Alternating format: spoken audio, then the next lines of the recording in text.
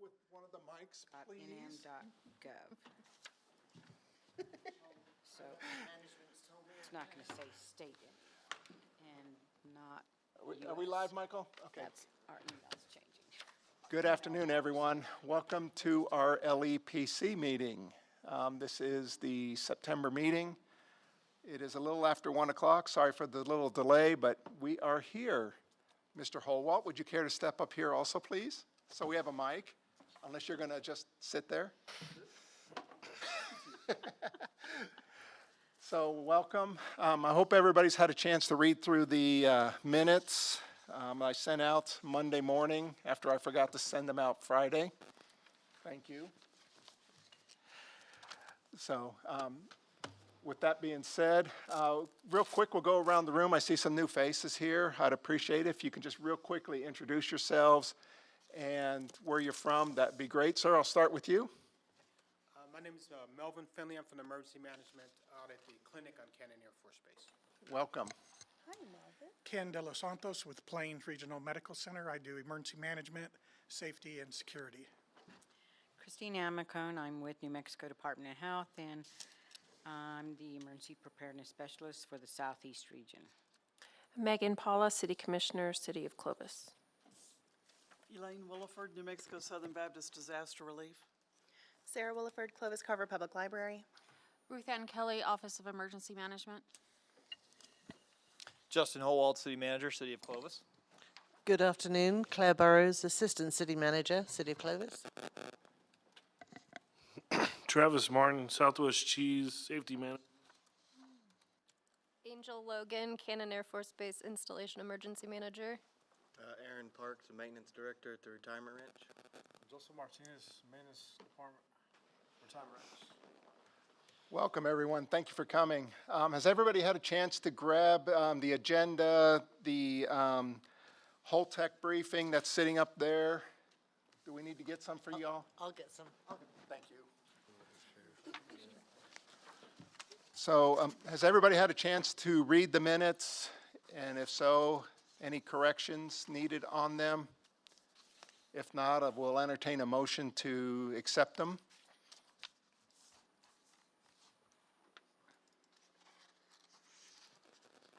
Going once? So move. Thank you. So move. Do I have a second? I'll second. All right, everybody, that was from Christine. Was that you seconding? Okay. Is that Casey walking in? Hi, Casey. Casey! Welcome. All right, so everybody accepting the minutes from the June meeting, aye with an aye. Aye. Anybody opposed? All right, so moved. All right, moving on to our reports, our community awareness. I don't see Mr. Nelson here. Do you want to speak, Ruth Ann, on what's happening on the community side? So we participated in a couple of events in August, National Night Out and the Curry County Fair. Both were successful both successful. County Fair, we did cut a little short on Saturday just because the rain kind of rained everybody out. We still have promotional items left, so our next event is going to be Wings and Wheels out at the Clovis Regional Airport on August 1st. October 1st, thank you. Stuck on August. So it's October 1st. I do believe it starts at 10 a.m. Kind of a one-person show, but if anybody wants to come out and help, just let me know. And that's all I've got. I'll be there. It's a two-person show. All right. I don't see our fire department here either. I know Deputy Chief had a conflicting appointment today. So real quick, I'll go over that. We had a exercise meeting this morning with BNSF, Cannon Air Force Base, and all the responders here in town. We will be holding a full-scale railroad exercise on the 12th of October, which is a Wednesday. We're going to start in the morning and go till it's done. It's going to be a hazmat type response. So I fully expect our local responders in there, our Cannon Air Force Base partners also will be participating. If you'd like to join, let me know. We'll get you out there. I've talked to, we're thinking about expanding it. I've got to talk to Ken about this involving PRMC, but it's going to be a real quick planning on this. BNSF's got some stuff to do too. But I expect it to be quite entertaining and quite fruitful for our responders. So, and if you'd like to participate, if you'd like to go also, let me know. If any of your crew would like to. It is going to involve level A suits. Oh, yeah, So, we're all hazmat techs. right, that's why so I know you guys are. So you guys might want some suit time and some air time. It's also going to involve a fire component. So there'll be some water shooting for the fire guys and gals. So, but that is coming up. So that's what we're going to be working pretty hard on and getting all that Homeland Security paperwork done.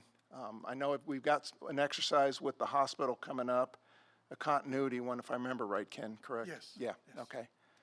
And we'll do that here.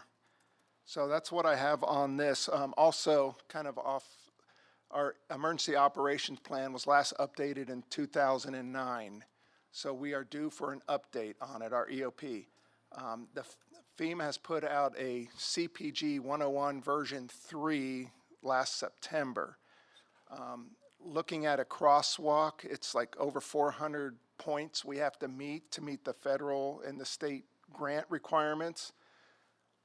Looking at our EOP, we will not meet most of those, so it looks like we're going to have to do some major rework. I'm going to be asking for a lot of help from you folks to do it. A lot of inclusive with,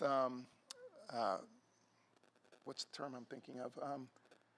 Functional needs folks. That type of thing is real hot and heavy on the federal side, which it should be. So we are going to be looking really at what services during any type of disaster or activation with our EOC, our responders and inclusion on that, the functional and special needs community in general, and that's almost all of us in that community can be there. So we're looking at that. It's going to be a daunting task. So, but that's where we are in the EOP and on that side. Anybody have anything else they'd like to add to that? Everybody's quiet. Yes. Well, Dan, I did want to just brief a little bit more. So Plains Regional is doing a business continuity recovery exercise the first week in October.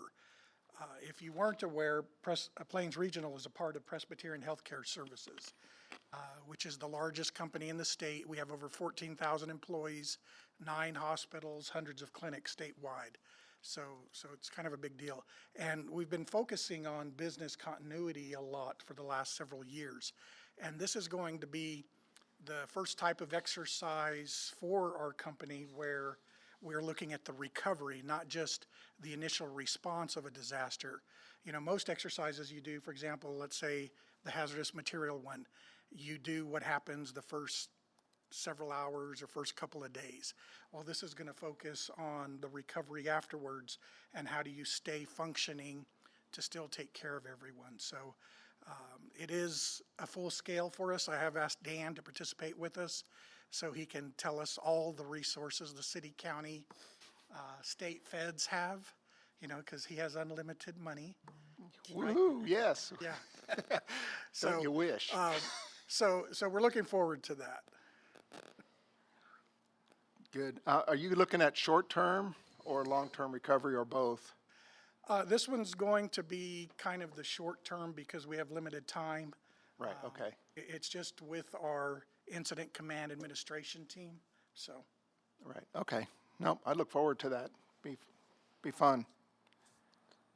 Mr. Chairman, members of the LEPC, Mr. De Los Santos, were you the emergency manager when the city, county, I guess, did the emergency operations plan in 2009? I can neither confirm nor deny. Yes, I was, Yes. So was it a long and complicated process, or how was that, or how did you do it then, please? Yes, it was, and of course, at that time, we used the LEPC to help provide input, because of the different entities that are involved, because there's different sections that affect them on the annexes. Of course, the requirements have changed in the last 13 years, so I can't even begin to imagine all the blocks he has to check off. Thank you. Yeah, it's way more daunting than we went over it a few Then, years ago right, now, yeah. Right. So, and I'll share, if anybody wants those crosswalks, I'll be glad to share them with you. There's 3 separate emails that they came from the state that go with the CPG 101.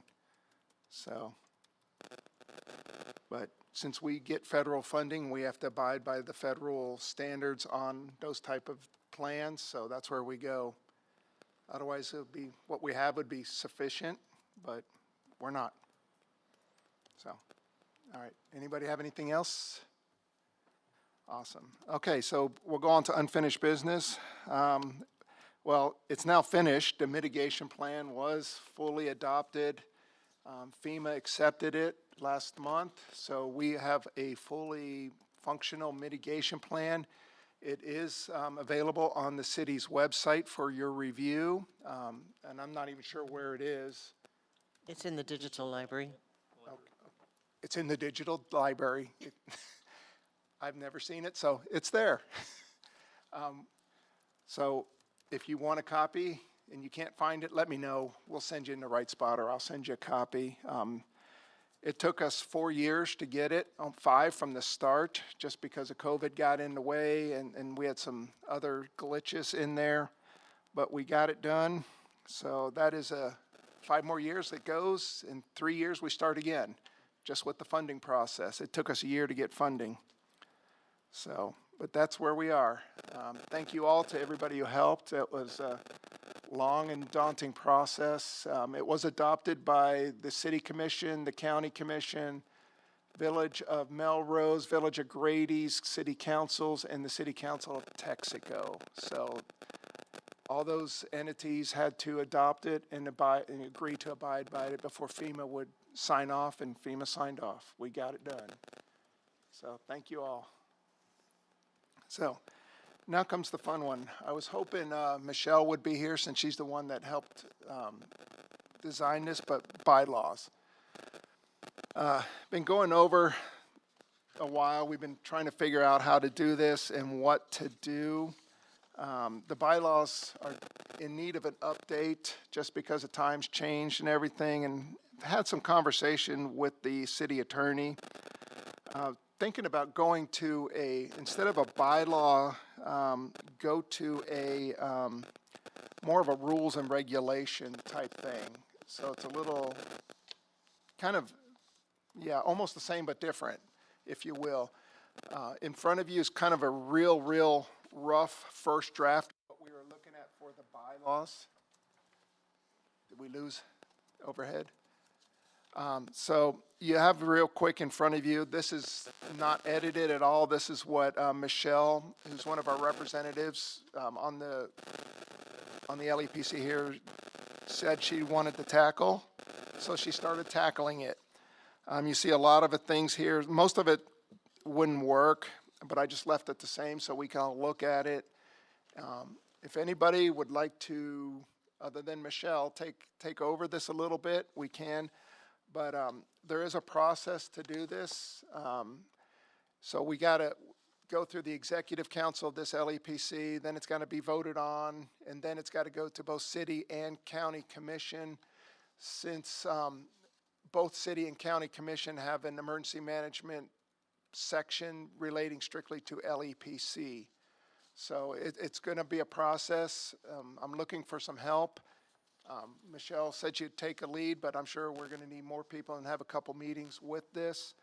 I just kind of throwing this out here for y'all to look at, and this is a starting point, nothing more, okay? Just to see where we need to go. There's obviously some stuff in here that wouldn't work. You know, we don't take monies, we don't have anything like that. We don't have cash or anything like that, audits and fees. So we'd have to whittle it down and make it apply. So the current bylaws are a good place also to start. Those are on our EM website. If you need a copy of those, I'll be glad to send those out. I believe Mr. De Los Santos was one of the original architects of those. Yes. So it's been 13 years, 14 years? It's actually been about 20. 20, okay. So, yeah, they're definitely due for taking a look at and an update, okay? So, really appreciate anybody's help on that. We'll send more out, but like I said, this is just a starting point of where we'd like to go and kind of amend some things, you know, make them more in line with what's out here right now. Like he said, it's 20 years old. That's 2002, 2003 era. So a lot has changed in that time, both in LEPCs and in, just in general in the world, right? So, all right, that's all I have for that. Anybody have any thoughts? Everybody's quiet today. Dan, one quick question on the bylaws. Is this in the same form as the previous bylaws, I'm guessing by section, et cetera?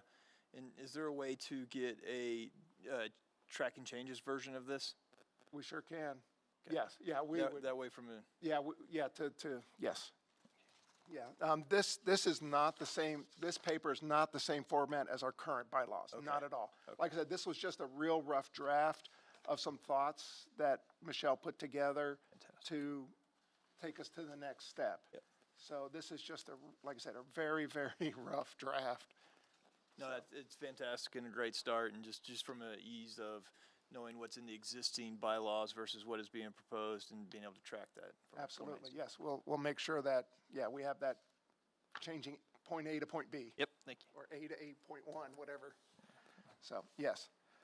All right. Anybody else? All right, so now comes the fun one. In front of you, did everybody grab a Holtec?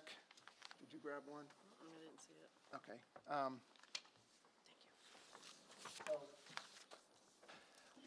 This actually, Holtec is a international company that is proposing to build a nuclear waste storage facility in the Carlsbad area.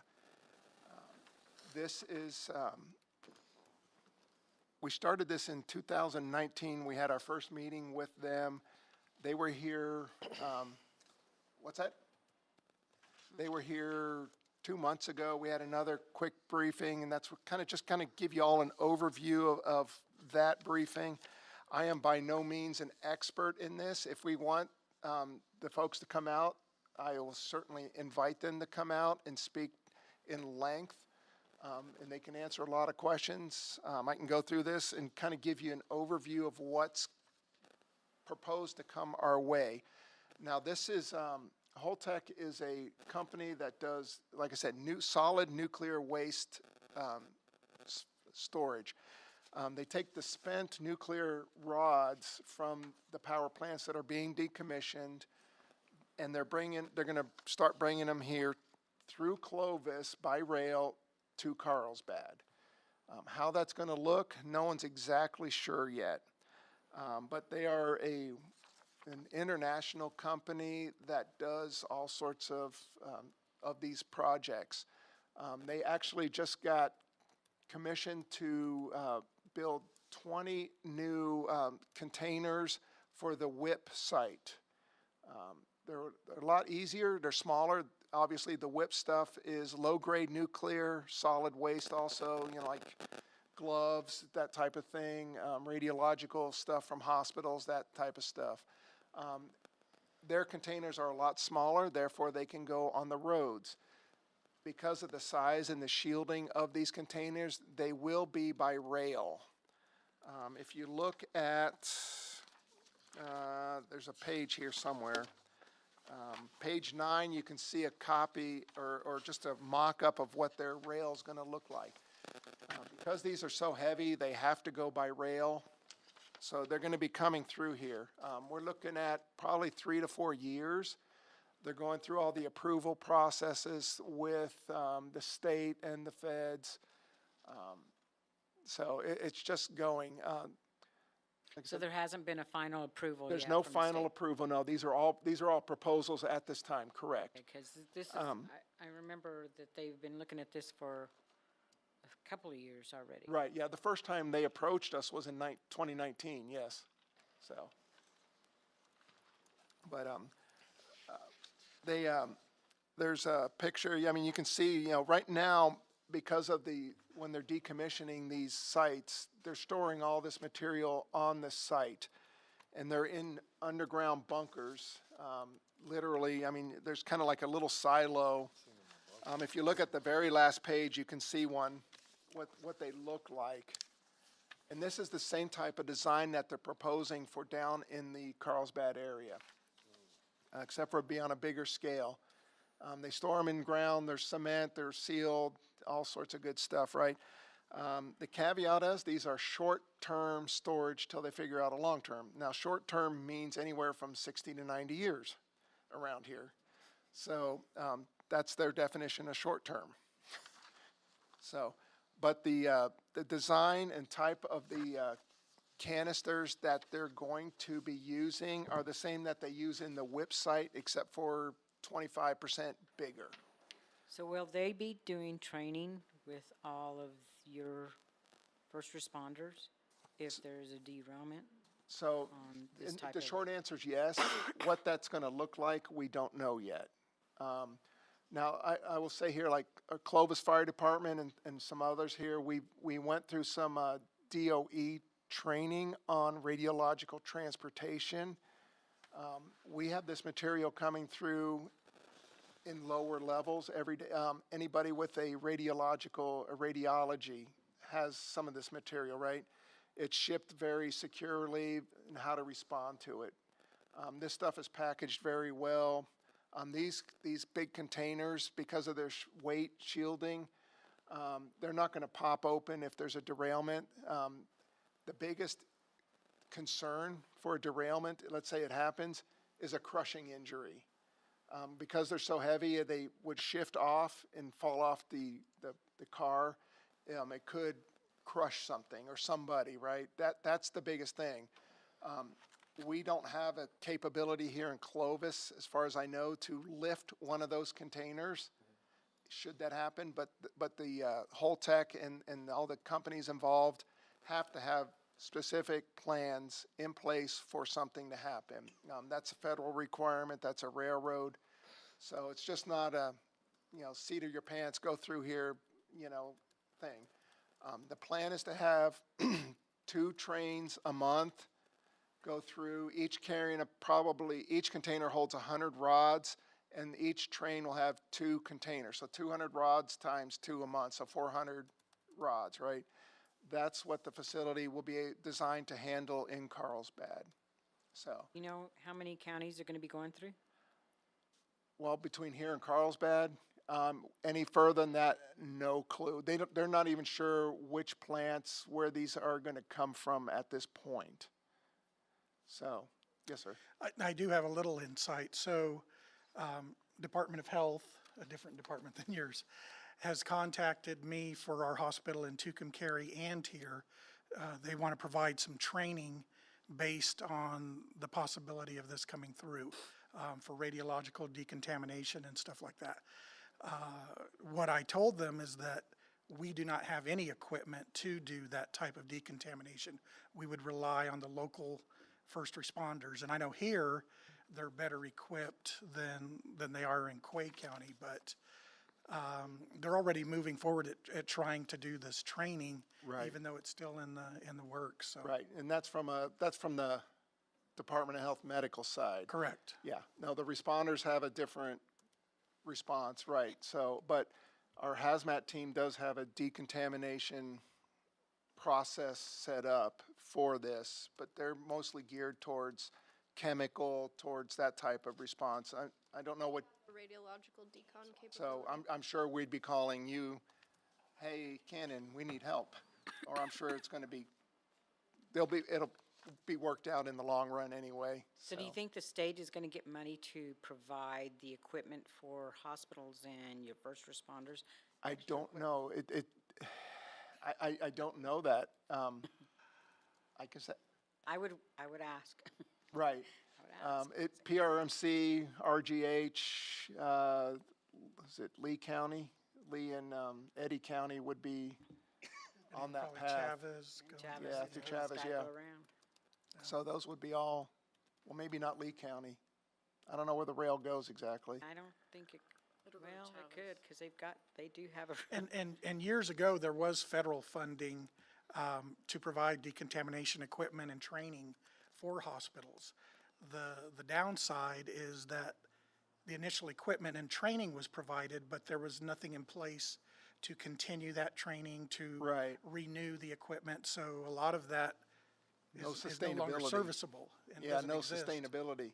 Right. Right, yeah, yeah, no, absolutely. We've been fortunate, our hazmat team here, we've upgraded their equipment. You know, one piece of equipment was $80,000. So it gets a little bit pricey after real quick. And thankfully, grant funds paid for these stuff, so. But yeah, just wanted to give a real quick oversight of what could be coming through here. Like I said, it's not 100%, but it's pretty close to 100% going. The state is still determining, you know, the permitting and all this other stuff that needs to go with it. There's still some opposition at Santa Fe with this. My understanding is it's federal, so opposition, yay or nay, it's going to go through anyway. Yeah. So we're just, I personally, I feel our fire department is 100% capable of responding to anything like this, along with Cannon Air Force Base, I'm sure is also well-equipped to deal with anything like this. But like I said, the chance of contamination, radiological, from an accident or incident is almost zero. The biggest threat is if there is a derailment or anything, it's a crushing injury if the package falls off the train. And it doesn't roll. Yeah. It just pulls off and Yeah, they say there's limiting things that keep it from rolling, but momentum and weight, I'm sure it's going to go once or twice. It's 420,000 pounds just the canister itself. It's not gonna go. So, yeah, so it's, And another thing, I sat in the meeting that that Dan was alluding to just a few minutes ago with the police chief and the fire chief and their staff when we met with the Holtec representative, and they showed us a video. And I'm just going to let you know if you'd like to go and look at it. On August the 28th of 2013. Holtec performed an aircraft crash test on a scaled model of the High-Star 180 transport storage cask at the United States Army facility, the Aberdeen Proving Grounds, and I would encourage you to have a look at that video to see what impact that plane crashing into one of these casks had. right, if I remember right, one of the, Slideshow. yeah, what, I don't know if you can pull the video up. yeah, no, the video wasn't in the slide. Okay. Yeah, so one of the countries that uses these same type of containers for the same purpose over in Europe wanted proof that these containers would take the impact of a fighter plane. And that's what they simulated. They shot a high-velocity missile, and if I remember right, the only damage to that container was a few dents and scratches. So it is, they say it's very worthy of an impact of that nature. So I don't think there's a lot to worry about on a radiological side.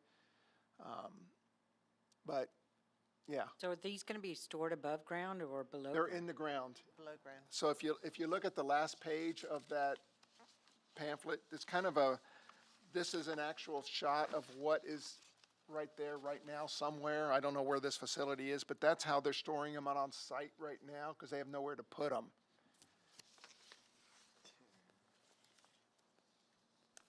So if and when they come through, do they alert everybody, or do they just do it really No, quietly? they'll probably like notify myself, and just some community leaders might know. but most of the time, it's just gonna be very subtle. You know, if you know what you're looking for, you'll probably see it, but other than that, nothing. So they won't be like clearing all the No, no. crossings or Nope, anything? it'll be just like a normal train traffic. They will be with appropriate security going with them. So, but it, like I said, it is a solid waste, and if they even provided a sample of what one would look like, it's not real, but it's a sample of one, what it would look like. Just looks like a oversized pencil lead. So, but it's solid waste, so if there is a breach and there's contamination, it's very contained, it's very small area. It's not gonna go with the wind everywhere, right? So, but yeah. So, but just kind of give you a heads up, as we get more information and we can pass it along, we certainly will. But I thought y'all might want to look at it and see and just kind of think about it. Like I said, Curry County had a long discussion on it last week at their commission meeting. What's that? If folk could watch that for more. Yeah, I was gonna say, if you go to the Facebook, I think Curry County has it on their Facebook page. You just gotta search for where that came in their meeting. I can forward it to you, I have it. Okay. Ms. Burrows will forward it, and I'll forward it to everybody out there so you can look at it. But, yeah. Mr. Mayor actually gave the briefing to them also, so, but I just thought it'd be good information for everybody to think about, see what's coming in the next 3 to 4 years. So, anybody have any thoughts, questions, concerns? Everybody's thinking about this now, I can see it. And I assume that BNSF carries other contaminants that come through? Absolutely. Yes, there is a whole plethora, yes, of You do items. not want to know Yeah, yeah. everything they carry. Yeah, most of that information we can't share, because of the Homeland Security rules, but there is a lot of stuff that comes through here. Most of it is train traffic. We don't get a lot of vehicle traffic with this material, just because we're not on a major highway. If we were along I-40, that'd be a whole different answer. If you ever go I-40 and drive those, you see all the trucks everywhere, right? So we don't get a whole lot of that. Most of it's through rails, and it's just transitioning from one end of the county to the other. So, and thankfully, the rails have a very good safety track record. So, and they do a phenomenal job of keeping up on those rails and making sure everything is doing what they're supposed to do. So, I personally don't foresee any issues with these shipments. If and when they start, I think we'll have no issues. So, that's just my opinion. So, everybody's digesting it now, aren't they? Does it emit any radiation now? I'm sorry? Does it release any radiation? No. So, part of the Department of Energy's guidance on transportation of radiological material, so they have to pack it in such a manner, and I don't know the limits right now, but you take a Geiger counter, if you will, hold it like this close, not as close you can without touching, and the reading can't be over a certain point. It doesn't matter if it's nuclear waste like this or non-iodizing radiation going to the local dentist for their x-ray machine. It all has to meet the same standard. So by standing next to it, you're not going to get anything. Okay, and that's by design. That's why these containers are so big and so heavy, because they have to put so much shielding. I mean, I think he said there's 1 inch of stainless steel plus other things in there, and you just can't pop the lids off. There's a trick to them, if you will. So, yeah, so you can be right next to it and never know you're getting anything unless you're, right on it. So, but that's part of the transportation rules, whether it goes by rail, by truck, or by mail. So, and you guys don't have any x-ray machines or anything like that at your facility? No, okay. I didn't think so. So, but yeah, anybody with an x-ray machine, anybody, yeah, they get them all the time. So, I think, does Lidec have one of those ones for doing, I forget the name of the device. No, it's called a nuclear density gauge, in which they measure densities of materials. Yeah, so there's those things too, and they're super concentrated, but you'll see it when you know it. It's in a big shielded thing. So. The construction's already started in Carlsbad? Has the construction already started? No. No, not yet, no. No. The land has been Thought. designated, but it has not been constructed or started. They're still, like I said, going through the permitting process at the state level Yeah, that's right. all the land use and all that has to be Yeah. done first, so. Did you have something, Christine?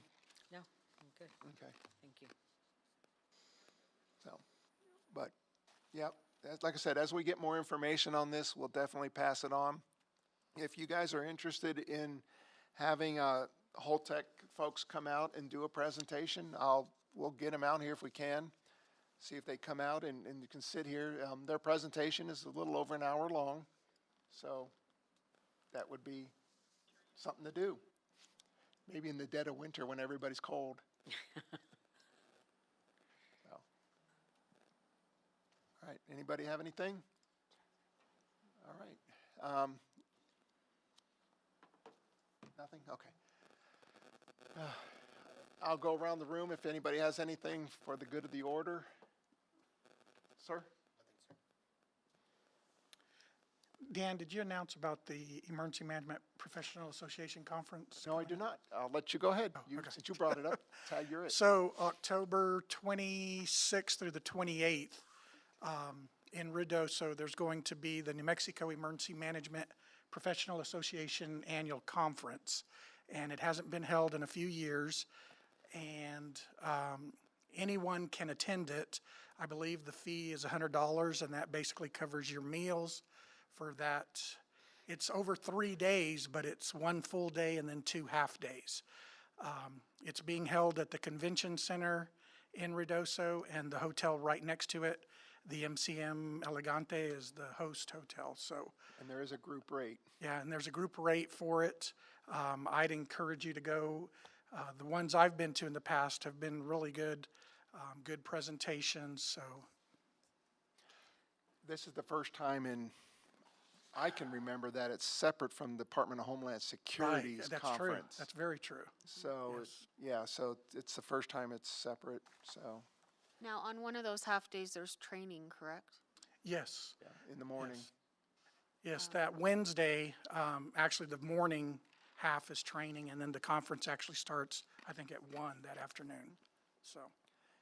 And the EM community is very small in this state. There's 33 counties plus several other entities like or the hospital, like Ken's position, the military folks. You guys are welcome too, if you guys want some information. Anybody's welcome, but it's a very small community here in this state. There's not a whole lot of emergency managers, so. All right, Christine? Anything from Department of Health? We do have a new nurse manager. Her name is Debbie Uliberry. What's her name? Debbie Uliberry. She was a nurse at the Department of Health for a while. She still was working, well, before they pulled Families First into a separate division. So she was over there, but now she's going to be a nurse manager. Didn't And she start Monday? She started Monday. Yeah. So, PMS is doing the vaccine for us right now, and I sent you that, so if you want to post that, that's okay. And just calling, and I think you can make an appointment. I'm not sure how that works, but you can call Clovis Health Office, and they'll help you out. They will start doing vaccine in a couple of weeks, but they're still trying to organize. Right, I think We did get a nurse practitioner, and she's still in some training, but they're getting it all together at Clovis. It's nice to see us rebounding. Yes. Teresa so left a big looking good. void when she retired. It's looking good. Quay County, we're going to be getting a nurse manager soon, and we do have a new clerk. So we didn't have any public health people there. We had WIC, and we had Children's Medical Services. We had other programs, but we didn't have public health nurse and clerk to do the regular services that we do in Quay County. But now we do. It's coming soon as far as the nurse manager. But yeah, so we're starting to rebound into getting people back. Yay. Yeah. Yay. It's been hard. It's been hard. Commissioner? Nope. Fine. NMBDR has a new executive director or state director. After Ira retired, I didn't know if you'd ever dealt with Ira No, I didn't know he retired either. in April. Oh, okay. And Ed Green, who was the deputy director, is now the state director. And that's Baptist Disaster Relief, in case anybody's wondering. Green as in the color or green with an E? With an E. Needed, I can get you his contact. If you could, please, that'd be great. We'd like to keep in touch with those folks. You are an integral part of our response. At times. Hey, you feed. Yes. Have food, they will come. And other things. Yeah. Hi. Hi. I don't have anything emergency or disaster related, but if the idea of radioactive trains or something else stressful in your life is going on, I have programs to help you decompress. Tai Chi, coloring group is this week. Stitching is happening right now. Come breathe with us. If you want, if you have a calendar, send it to us. We'll send it out to everybody in case you're interested. I can find that. I think crisis stress is something that emergency management does too, so you need to de-stress. Well, on the news, they said now that they're going to start encouraging medical professionals to ask about stress and anxiety as part of your checkups, even though you're not exhibiting any signs. So that's kind of an interesting turn where they're going. I'm here, but I'm in another room. I'll be there shortly. Hi, Casey. Hi. Tag, you're it now.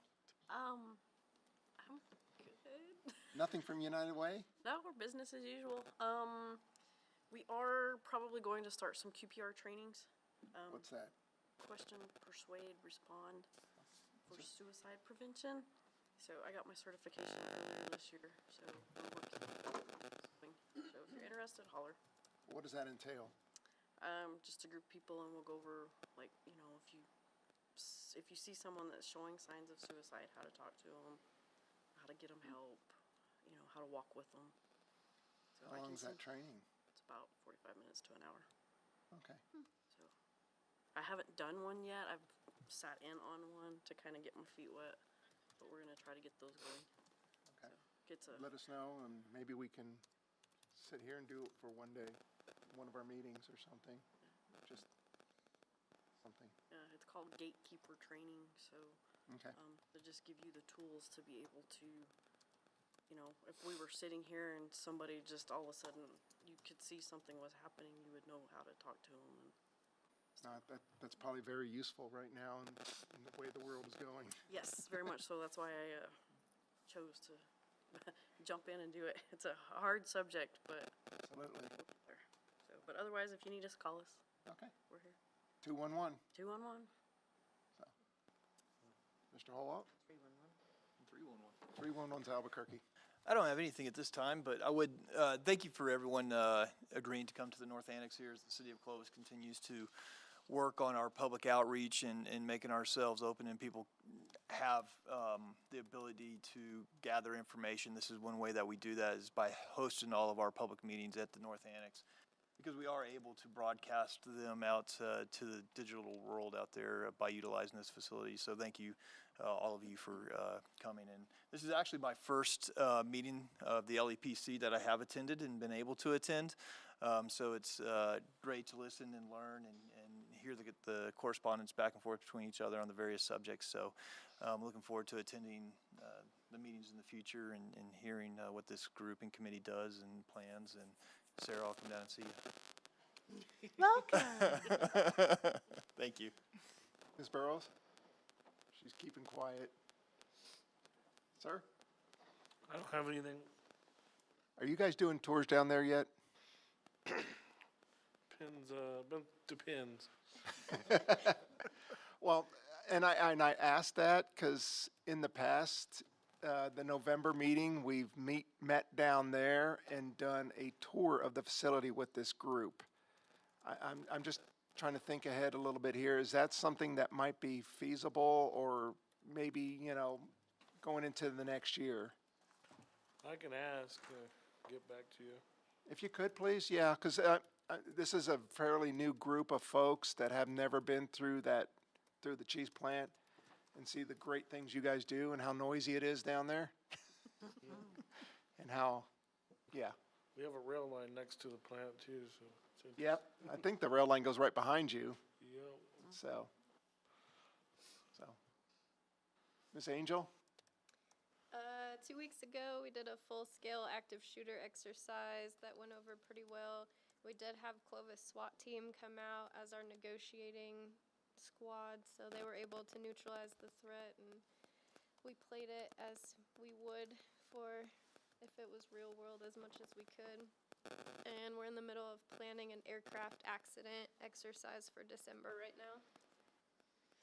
So that'll be a full-scale exercise as well. Those are always fun.